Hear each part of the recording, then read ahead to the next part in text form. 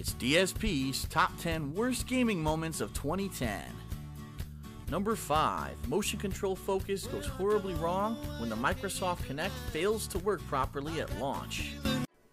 Anyone who followed E3 this year had one question in common: where are all the games?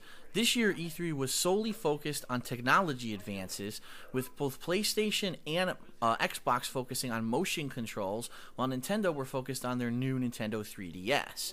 Now, the PlayStation Move, in its defense, actually works pretty well and is an improved version of the Wiimote, but the Microsoft Kinect is far from that. Being a giant camera which needs to be somehow mounted either to your TV or in front of your entertainment system, thousands of gamers had problems trying to calibrate this to actually work in their living rooms. Right off the bat, if you watch my video, it wouldn't mount properly on top of my TV, even with tape and adhesive. I had to go out and buy a mount, which, guess what, doesn't fit all TVs, even though it says it does.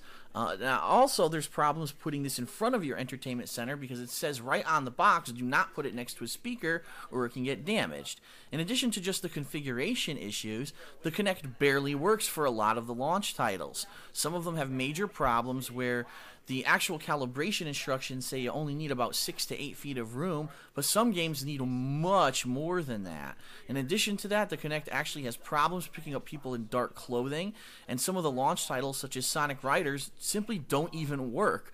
We couldn't even get the menus to work so that we could actually select the stages and start playing the game, let alone actually control our guys inside of the game. So Microsoft Kinect, an interesting experiment. In the future, once they get this technology to actually work properly, especially for moving through the menus of the Xbox 360 console, this has a lot of potential. But at launch, this really wasn't ready to go as is. For a $150 price tag for something that was later discovered only costs $50 to manufacture, this was just a way for Microsoft to cash in on another gimmick, just like Nintendo did with the motion controls for the Wii. It's a large disappointment.